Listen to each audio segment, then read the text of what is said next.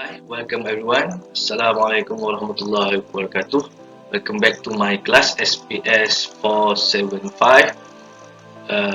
Test Measurement and Evaluation Sports. Okay, so for today's chapter, I will explain to you about describing and presenting a distribution of scores. So hopefully you are ready. Let's go.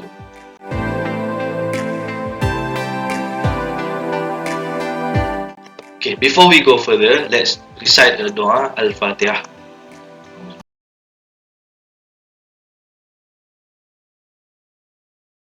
Alhamdulillah. Okay, hopefully you are in a good mood, good health, in a good condition, and still motivated to learn for this semester. So for today, I will explain to you several content related to distribution of scores. So the first one is a statistical terms. Okay, then the scale of measurement, right? Scale of measurement, and then frequency distribution. Next one is measures of central tendency. The last one is measure of variability. So please bear with me and follow me one by one.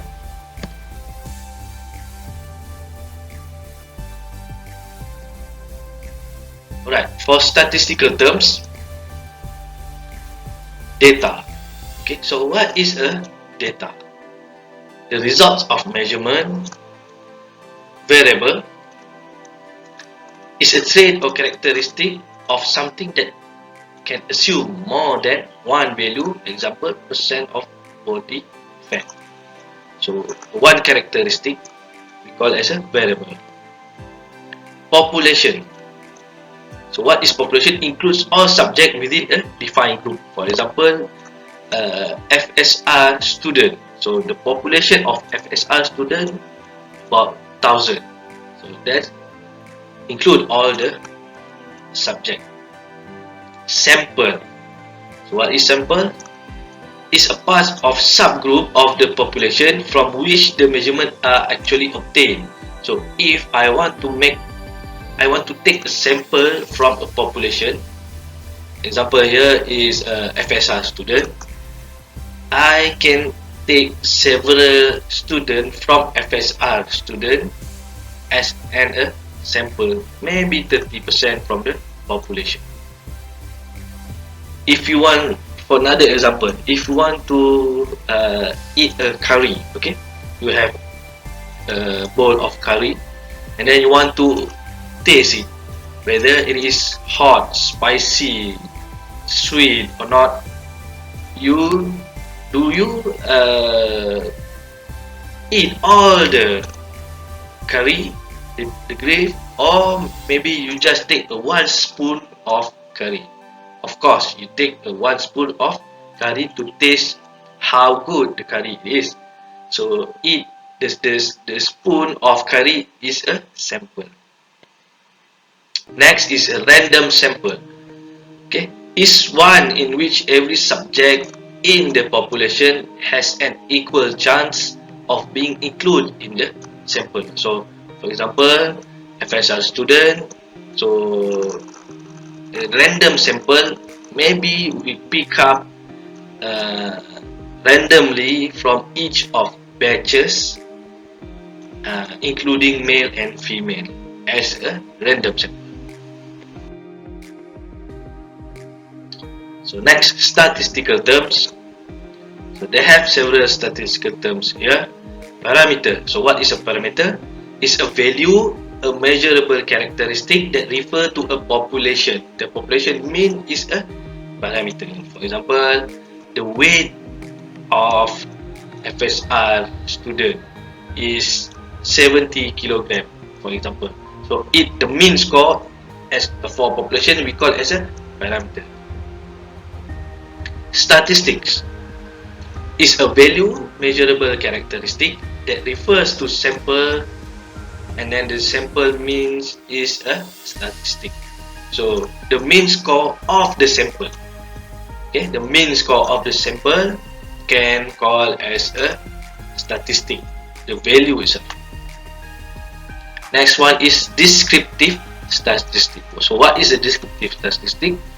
When every members of a group is measured and no attempt is made to generalize to a larger group, the method used to describe the group called as a descriptive statistic. So we make a sum measurement for a group. So they have a mode, a median, a mean score, highest, lowest score.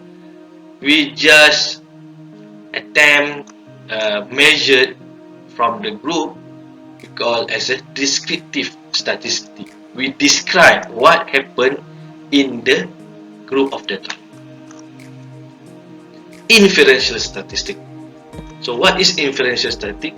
When a random sample is measured and projection of generalization are made about a larger group, we call as a inferential statistic. For example, in a research aspect, to measure whether one group is significant different from another group, so we can use an inferential statistic. We can use an ANOVA test, t-test, and so on. Okay, for example, let's say speed component. Are there have differences between male and female students? So if they have differences between male and female student, we should use inferential statistic to compare between two groups. And then if they have shown significant differences in value, we can generalize the population by saying there is significantly different between male and female in the speed component. That's how we differentiate between inferential statistics and descriptive statistics. Discrete data. So what is a discrete data? A measures that can have only separate value. The value are limited to certain numbers, usually whole numbers, team members, number of short math, and so on. So discrete data is a separate value, is one value, and then it just shown and have a value for the particular subject. Next, continuous data. Okay, so what is a continuous data? Measures that can have any value within a certain range. For example, here the distance and time. So you have a measurement that range of data, certain range of data. For example, here distance. You have 1 meter, 2 meter, 3 meter, 3.5 meter, 5 meter, 3 centimeter, 4 centimeter, 100 centimeter. So it can continuously be measured. Next one, ungrouped data. So what is ungrouped data? It measures not arranged in any meaningful order. So it not you have several data. Let's say one component speed of the students. So we not arrange into several group. We just scatter it and don't have any meaningful data. Group data. They have another terms we call as a group data. So what is a group data? Measures arranged in some meaningful manners to facilitate calculation. So we group into several components. For example, we group the data speed. For example, here speed component from 2.5 meter per second to 3 meter per second as a one group of data. 3 meter per second to 3.5 meter per second as another group of data. So we compute all the data and group it and give some meaningful manners to facilitate the calculation.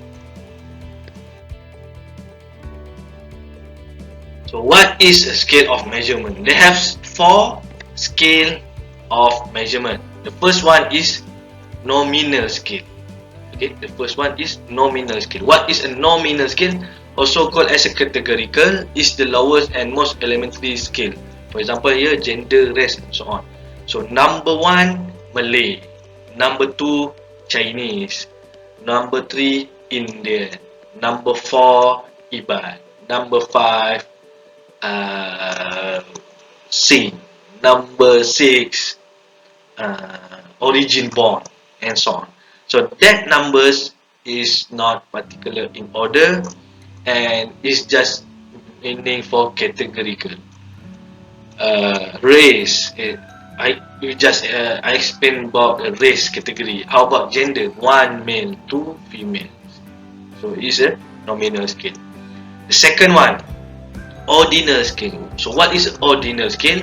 Provide some information about the order or rank of the variable, but it does not indicate how much better one score is to another. So for example here, body frame, large, medium, small, body fat, lean, normal, overfat. Okay, so in ordinal scale they have several components and rank the variable. For example here, underweight, normal weight, overweight, obese. So we call this as an ordinal scale, or maybe like standard 1, standard 2, standard 3, standard 4 in our primary school. Okay, secondary school, form 1, form 2, form 3, form 4 and so on. So there's an ordinal scale. The next one is interval scale. So what is interval scale? It provides information about the order of the variable using equal unit of measurement. The distance between division of the scale is always the same. This scale has no true 0 point. For example here, for in interval scale, they have values, they have equal units. However, it don't have a true 0 point. For example here is a temperature. If you put your hand into a 50 degrees Celsius of fire and 100 degrees temperature of fire, both equally will feel heat. We will feel the heat. Maybe you can burn your hand. So it don't have the equal 0 point, but it still have the distance of the division, increasing of the heat, decreasing of the heat, the temperature, increasing of the temperature or decreasing of the temperature. Okay, the last one is a ratio scale. So possess all the characteristics of the interval scales and has a true 0 point. This is the most scale that we use in our daily life. We have weight, height, time, distance, and so on. So it have a true 0 point. If you have 1 meter ruler, okay, 1 meter ruler, twice rulers equal to 2 meter. Okay, it's very have an absolute point numbers. Okay.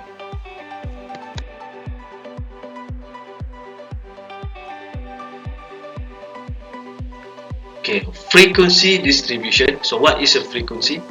Frequency shows how often something occurs, how frequent the something pop up from the data. Okay, so example here, they have Sam played football on Saturday morning, Saturday afternoon, Thursday afternoon.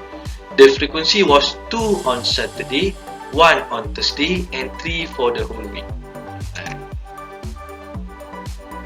Example here is goal. Sam's team has scored the following numbers of goals in a recent game: 2, 3, 1, 2, 1, 3, 2, 3, 4, 5, 4, 2, 2, 2, 3. So it is a score that Sam's team score for each of the game. So Sam put the numbers in order then add up. How often 1 occurs? 2 times. How often 2 occurs? 5 times. Example. So you can score the frequency distribution table here. Scores. You can scores put a table, a frequency distribution in a table. Scores 1, 2, 3, 4, 5. So the frequency pop up appears 1 goal have a 2 frequency, 3 goal have a 5 frequency, 2 goal have 5 frequency, 3 goal have 4 frequency, 4 goal have 2 frequency, 5 goal have 1 frequency. Right. So far so good. So frequency distribution values and their frequencies, how often each value occurs. So it shows the distribution of scores during the, for example here for goal score.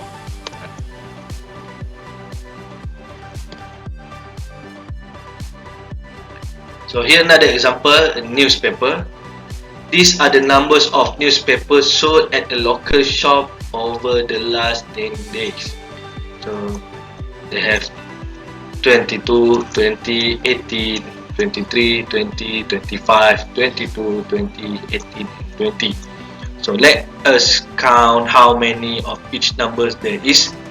So paper sold 18, 1, 2. So 2 frequency. 19 don't have 0. 20 have 1, 2, 3, 4. So it shows frequency for 20 paper sold is a 4 frequency. So calculate all the numbers here, and then it also possible to group the values here. They are grouped in 5s. Okay, so 15 to 19 frequency to 20 to 24 equal to 7, 25 to 29 equal to 1 frequency.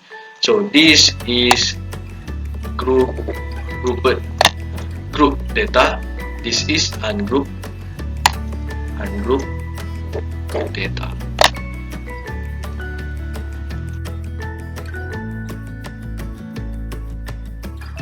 Okay, for measurement of the central tendency, I will continue in the next slides. Hopefully you can bear with me and follow my lectures and instruction. Hopefully you understand what I teach today. So if you have any opinion or any suggestion, any question related to the topic, you may comment on below and give some feedback. That's all from me. Thank you very much. Assalamualaikum warahmatullahi wabarakatuh.